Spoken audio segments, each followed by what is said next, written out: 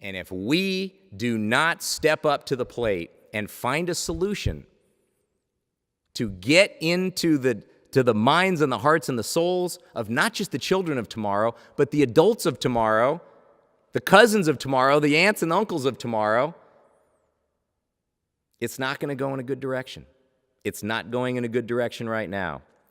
And I wish I could do more, but all I can do is start pointing out that there are wonderful organizations out there every single day.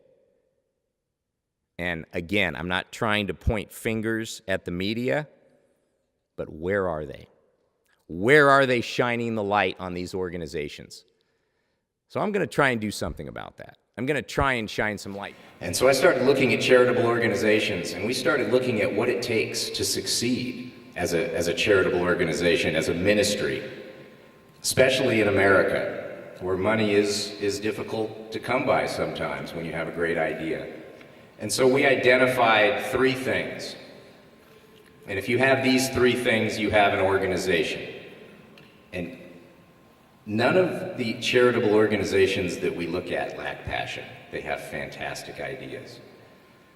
But if you look around this country, you go to Charlotte, and you look at Philadelphia, and you look at Dallas, and you look at Chicago, you go up to Ferguson, you go to North St. Louis. There's a need, folks. There is a true need to find a solution for sustainable organizations that are going to give the children of tomorrow their shot and their pursuit of happiness. Life, liberty, and the pursuit of happiness. And we've forgotten that.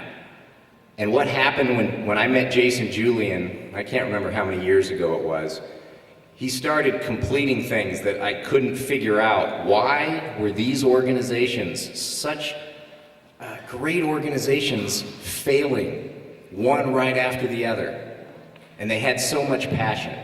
So the number one thing that an organization needs in order to be able to continue its mission is it has to connect with the people that it serves. It has to connect with the minds and the hearts and the souls and the needs and the desires of the people that it serves. If you just walk in with a checkbook, you're just going to get thrown out of urban America. You have to connect. And what Jason's heart was screaming was that he wanted to connect, because what he had gone through, and it was similar to something that I went through, I might talk about later on in the evening, but he found the connection. It's obvious 11 years later with what you just heard and what you're going to hear tonight, that they found the connection.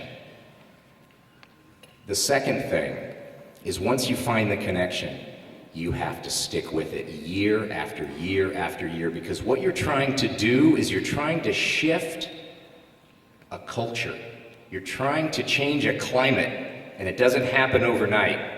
The number 3 thing, once you're there and once you've connected, you need the resources.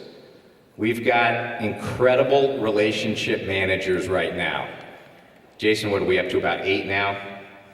So, you know, Daryl and Brian and Jerome and Elisa, Jessica and Chiquita, I could not do what you do. I could not do it.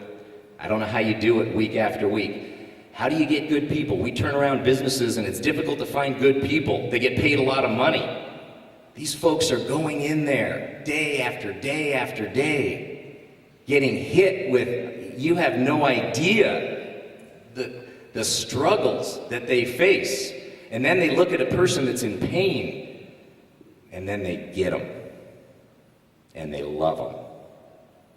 Having those resources, having those relationship managers, and bringing God's love into urban America is a solution that you could go to Charlotte with, and you could go to Dallas with, and you could go to Philadelphia with. Urban K-Life is on its way to creating a model. And well, hopefully you guys are getting a little bit of a flavor of what all the variety of things that we do are. You've heard a bunch from students kind of in popcorn fashion coming up. You heard from Hampton, who's an alumnus of K-Life. You heard from Chris, talking from a much broader perspective of what can be done in our city and really across our nation if this model could be followed and would be implemented in our school systems with people going in and engaging these young people. And then you just heard from Darius, who talked about the impact of a small group in his life and then flipping off backwards at Fugitive Beach and smashing his head in the water. You know, it's kind of fun too. That's what we do, right? I mean, trust me, teenage kids are not going to come to your Bible study program like you heard many of them say if you don't know how to have fun with teenagers.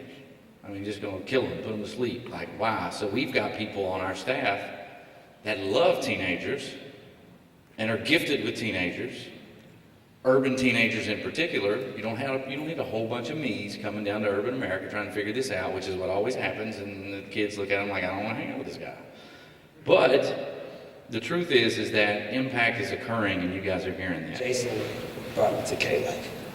He was always my pickup driver when I wanted to go to K-Life.